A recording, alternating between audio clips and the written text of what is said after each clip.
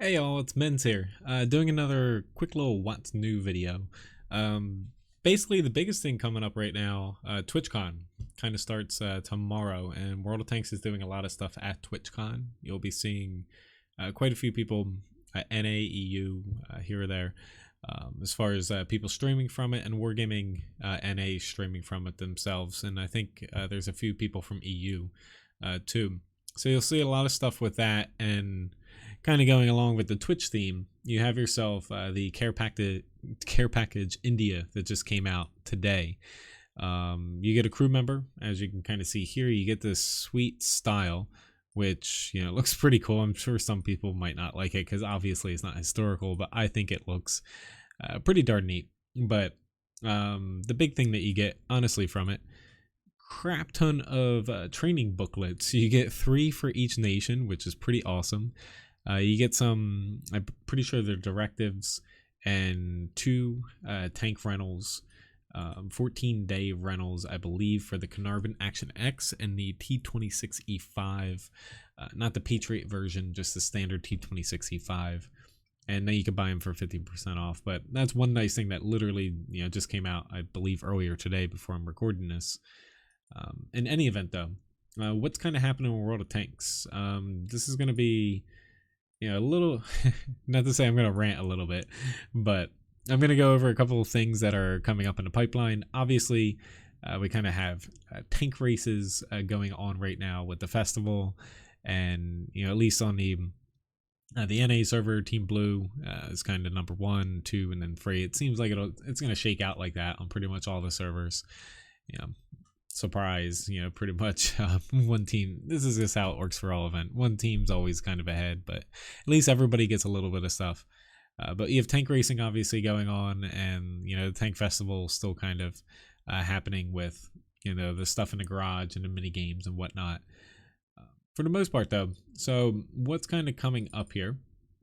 So all these you can kind of find in the video description in the order. Here's the care package India, basically article here. You can kind of go over the missions that you have too, which are pretty nice, when it comes to blueprints and quite a few stuff. Like they're giving out a lot. I'm assuming it's because of TwitchCon. They're kind of trying to hope that a lot of new people with Twitch Prime might come to the game, so on and so forth. So it makes sense that this is probably going to be the biggest month of the year as far as World of Tanks goes for Twitch, Twitch Prime, the rewards. In any event, though, so let me start out with this first. So on the daily bounce here, Pearl River is making a comeback. A lot of people might not have ever played. Let's mute Daki here. Not mute. Pause. Most people might not remember this map. I think it's an okay map. They are revamping kind of the bottom area, and you can find this all over on the dailybounce.net, which is nice. But generally speaking, this area was not very well received, and they're revamping most of this. But for the most part, though, it's still probably just going to be, you're going to be brawling up here, because this is a much further path to basically get to the enemy team. But it's a pretty map, honestly. Like aesthetically, it looks really nice. And it's going to be coming back sooner rather than later. I believe Swamp is also kind of on that list of maps that are not in the game right now that they are currently working on. Now that they're done with the Craftwork Frontline map, we'll probably be seeing some maps being brought back that were in the game previously. So yeah, now you got Pearl River to look forward to. Swamp's also kind of been teased a little bit, and I believe they mentioned Mountain Pass, trying to rework Mountain Pass a bit. That's in the client currently. So basically, next thing up, surprise, surprise. So Wargaming's kind of been teasing this for a while. You have the Object 703 version 2, which is a tier 8 premium heavy tank. It's on the test server right now. And basically it's going to be put in 1.6.1 for kind of super testers to play. And generally speaking, the way this usually shakes out, so usually the patch following a tank being put in like this, they might end up like selling the tank or something after that. But it doesn't mean this is coming right now. However, if you believe some rumors, and Wargaming, they've they've been thinking about the dual barrel Soviet tanks for a while. Apparently, they have a kind of mini branch of these things pretty much ready. This is the first tank they're kind of testing. There's also a 100mm version they're currently testing too, but this premium tank has 122mm guns. Most notably, most people know the ST2, which that tank was kind of a blueprint and a design, and it was proposed, it was never built. But that tank is kind of slated, I would guess, to be the tier 10 of the line in the tech tree. However, Wargaming was kind of, just as of like 2 weeks ago or so, saying they're thinking about the mechanics, seeing if the players want it, and, this and that. However, it kind of seems inevitable at this point that they're going to be putting this in, because they already have pretty much the tank line done, from my understanding, if you kind of believe some rumors and whatnot. But while I think they can balance this, the dual barrels definitely seems like it could be overpowered, but I treat it as it's not really any different than having like an auto loader on a tank, or even an auto reloader, albeit, I believe the IS-3A getting an auto reloader, it's bad for the game balance wise. We don't need it. So overall, when it comes to this, the main reason I'm kind of, disappointed, I'll get to that shortly here. It's just I don't think anybody's really calling for, having having basically another tank line put in at this point. We already got Swedish medium tanks. The wheeled tanks, from France still kind of feel newish too, where, for the most part, I don't think people are really basically wanting a new tank line at this point. They need something to grind, but I feel like there's bigger issues in the game. From basically what Harkonnen has said here, potentially we might see these, by Christmas time, being that big kind of content releasing around Christmas that they typically do. Possibly, maybe latest January or something, but these are basically the next tank line coming, from the looks of it, and the premium tank and stuff. I wouldn't be surprised if the premium tank might be, I don't know if it'll be a marathon, but I feel like they're going to do something special, because people are going to want this thing, obviously. In any event, moving on. He typed up a pretty good little Q&A from the Wargaming Fest developer stream, kind of an add-on. The main thing I'm taking from this, so most people glance over it, I've mentioned it on my live stream a bit, is they've actually kind of tweaked matchmaking a little bit on a live server. Maybe they'll tweak it a little bit in the future too. Who knows? I think it's probably across all servers, but at this point, basically, they're kind of realizing that the 3 SPG thing is kind of an issue. Specifically, like mentioned here, is tier 10. So they've kind of tweaked matchmaking to force more 0, 1, and 2 SPG battles, less of 3. So kind of like the matchmaking change we got earlier in the year, where it kept the plus or minus 2 matchmaking. However, it forces more same tier and 1 tier matches. However, if the queue time's long, it relaxes the rules. So that's my understanding from this SPG change. So that's something nice that people can kind of rejoice. It's been kind of a talking point forever now, reducing SPGs down to 2 or less. And it looks like, from this, Wargaming starting to cave a little bit while keeping the 3 in there just in case the queue gets a little bit long. In here too, Japanese tank destroyers, we've kind of known about them. They plan on doing them potentially next year. However, British Worldlights are kind of confirmed at this point. They're going to be working on those.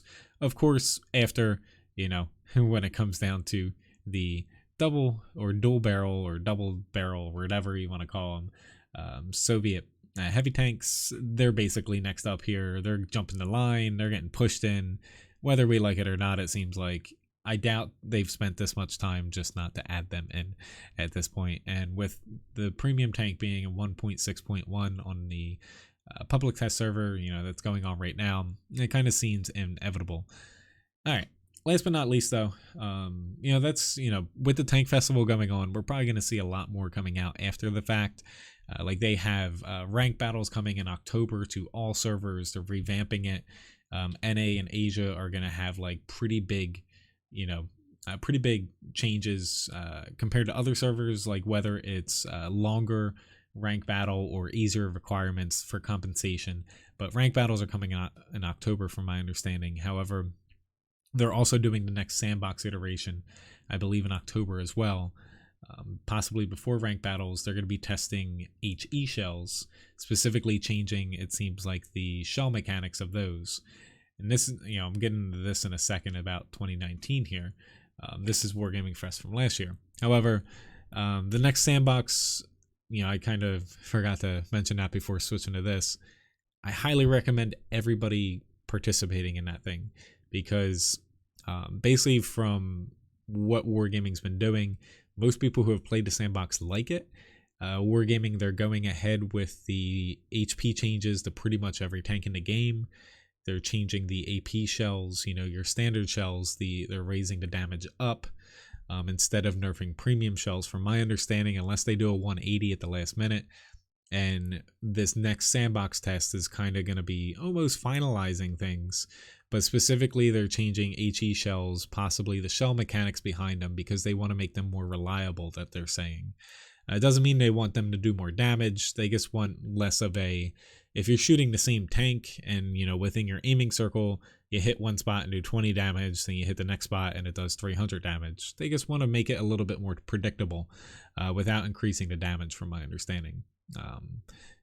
Make it that as you will, we'll see, but definitely recommend everyone doing the Sandbox. That's going to be, once the Tank Festival, Twitchcon, and all that's done, I'm sure we're going to start seeing ranked battles being pumped, and also you're going to start seeing the Sandbox being pumped up, because it's coming.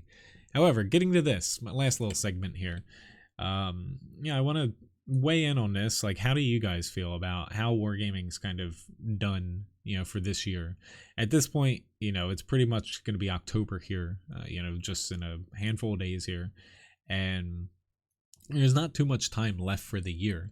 Like, obviously at the end of the year, they always do like a big Christmas event, and that's pretty neat. Who knows what the tank will be in, like the special tank they'll put in the boxes that everyone wants. Like last year was the IS-3A.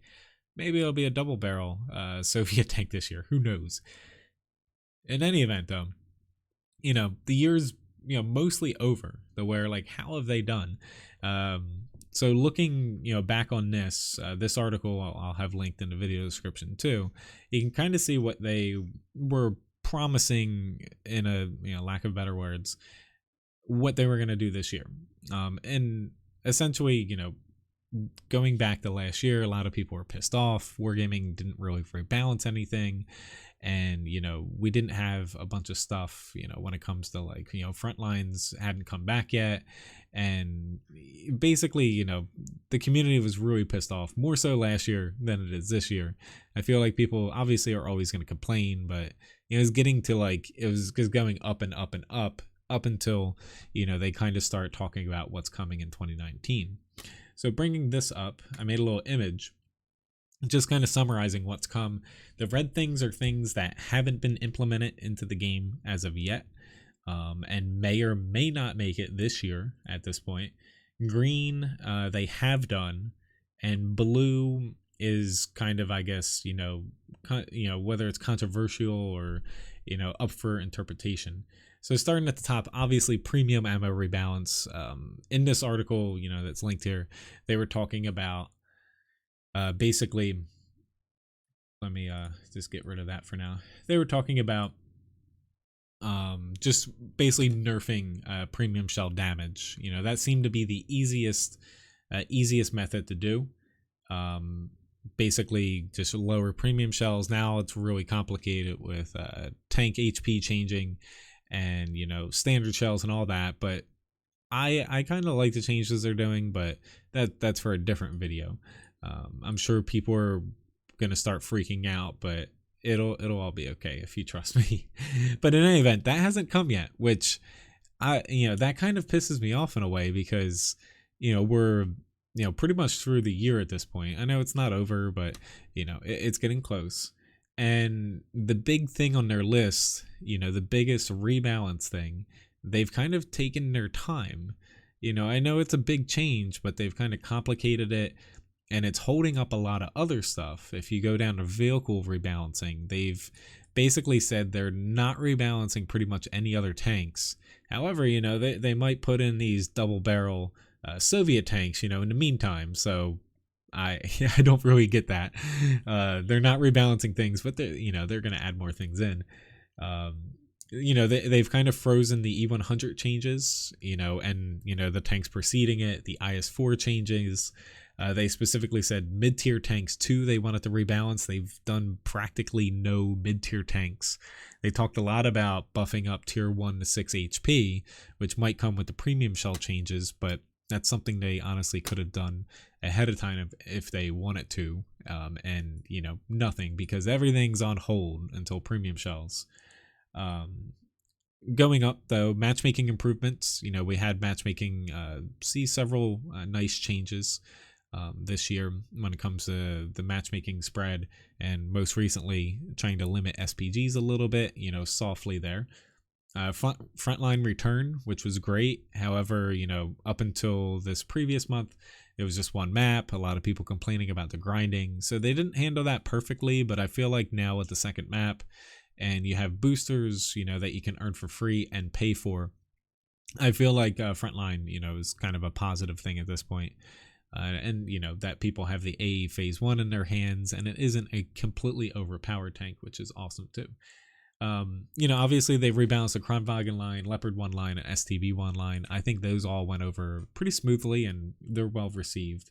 Swedish medium tanks made it into the game. They're nice. They're not overpowered. They're not weak. New mechanics, they said. They were very vague on that in the article from last year's Wargaming Fest. I have a feeling the new mechanics, you know, might have been mentioning possibly like Homefront or Steel Hunter, like the different V range and stuff in Steel Hunter, and, you know, the dual barreled tanks since they're new mechanics. But from my understanding, I don't think there's really any new mechanics, you know, outside of, you know, those things that are, you know, those special events, and also, you know, the dual barrel tanks that might, you know, come out by the end of this year. Rank battles, I put in blue just because obviously they happened on the RU and the EU server, but they flopped there. Honestly, not too many people played them because, you know, it was just flawed, and honestly, I don't think people would enjoy them.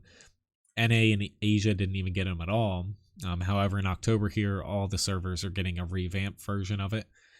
So we'll see, I guess, how it happens. But pretty much Rank Battles was, to me, a flop.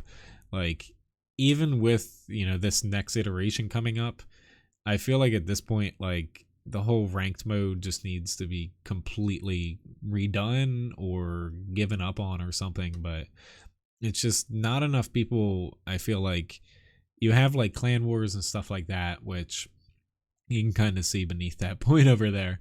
The T95 Chieftain, that's that tank. I don't know why they released it like that, but, you know, they promised that tank coming, and yay, we have ourselves pretty much a really overpowered tier 10 alongside like the 279E and stuff.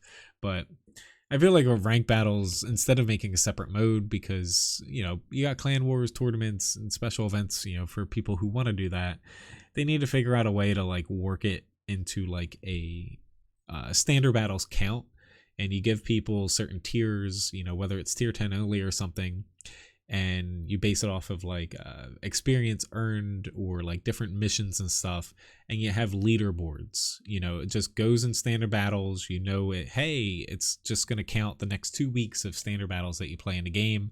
You have leaderboards and this and that and rankings like that. And I feel like that's the way to go, because I don't think ranked battles is going to work in World of Tanks. You know, however hard they try, I don't think it's going to work. Because honestly, how many people have actually like talked about that tier 9? It's like the German medium or something. I don't think anyone cares about it at this point, but we'll see. You know, because it's coming up in October. The Bond Shop there in red at the bottom. That's basically, I feel like Wargaming's pretending like they never brought that up. Apparently it's in the client, it just isn't enabled. It works, it's there. I have no clue. Like, whenever Wargaming talks about it, like if it's brought up in a Q&A or something, they say it's all there functionally. It's just they have pushed it back for some reason. Maybe they decided they don't want to do it, who knows. But it was supposed to come out, phase 1 was supposed to be the spring of this year, with, they said, like, I guess mid-tier tanks and like cheaper tanks, you know, relatively speaking. And then the second half of this year, So around this time until the end of the year was supposed to be like unique tanks and like things that cost a little bit more bonds to buy. So that's kind of, they've been mum on that. They might surprise us and bring it out by the end of the year, but that's another thing. It's a big question mark. They did the premium account revamp. They improved customization, as you can see with all the custom styles, the 3D styles, and like all the decals and all that stuff you can do, which is awesome. I feel like they need to push more towards that, monetizing the game, while focusing more on balancing the game and less about trying to nickel and dime people and get people to buy new tanks. I like that. And tank racing obviously is back too. Last but not least, the Anonymizer down there in red. That hasn't come yet. They most recently talked about it in this year's Wargaming Fest. That was just, I believe, at the beginning of September here.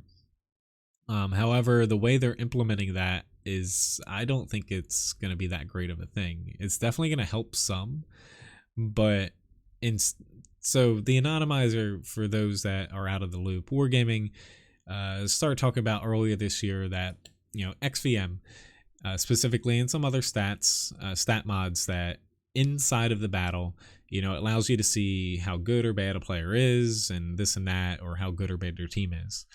They wanted to do something about it, and specifically they wanted to allow people to be able to hide their stats. I believe World of Warships allows you to, where you just simply toggle something in your service record and they can't really pull it, I guess. Where I would assume some way, somehow, they can make it to where, they can just disable stat mods within the battle. They don't want to remove it from the entire client or the other portions of those mods, just the stat thing. Their current iteration or their current plan, I should say, of the Anonymizer is, if you enable it, I don't even know if your contact list would work in the garage or whatever, but what it does is it generates a unique username. Basically, whenever you enable this thing, and it keeps changing it, and it still allows XVM to work in the battle, so they're not blocking it at all. So anyone who hasn't disabled it or whatever, you'll still be able to see all their stats. And basically, even like your friends or other people within that battle won't even know it's you. It's just some random username that's generated. I feel like you're tiptoeing around the issue. I always, say this when it comes up. No mod should change the way that you play the game. Pretty much at this point in World of Tanks, you shouldn't have any advantage, disadvantage, or it shouldn't change the way you play within, the battle. If different mods, do different things, but at this point, I feel like the two big ones are stat mods. I feel like they negatively change people. I don't feel like it gives you that much of an advantage, like when it comes down to focusing certain people or not, but that's up for your judgment. But it basically makes people into little trolls, and it makes people more angry, and they lash out at people more, or give up and drown and stuff like that. Where at this point, like, I don't know why Wargaming tiptoes around it. Just get rid of it. Like, I know people love it, but just get rid of it and stop tiptoeing around the issue. And it feels like they're trying to punish the people who don't like that, or feel like they're being focused, or more specifically, new players, I feel like, are hurt almost more than people like getting focused for good stats. If you're a new player, you get called rerolls if you're too good, or if you're bad, you get called tomatoes, where you should basically go uninstall, throw your computer in the trash can, and never play World of Tanks again because you're terrible because you're new. Like, I feel like they're trying to penalize the wrong type of player. Basically just get rid of the stat thing and have at it. The other little mod I feel like is the team HP bar that I use. They have it in Grand Battles. It shows you the amount of your team's HP left, but they don't have it in Standard Battles. There's mods that show you your total team and the enemy team's HP at the top, instead of just showing you the amount of tanks left. I feel like that's the other big one they need to add. In any event, though, thank you very much for watching this. I know I start dragging on a little bit here at the end, but when it comes down to, what's kind of happened in 2019 here, I feel like some of the bigger things that people were basically excited for, the premium round rebalance, them rebalancing tanks, like, in the game already, not bringing new ones into game, and also rebalancing things like mid-tier wise, and the bond shop, wargaming, as you can see, those are the red things here. Like, they kind of flopped on, at least for me. Like, let me know in the comments here. Like, those were kind of, I was excited for, because we've got more of the same, you know, like basically new tanks coming in.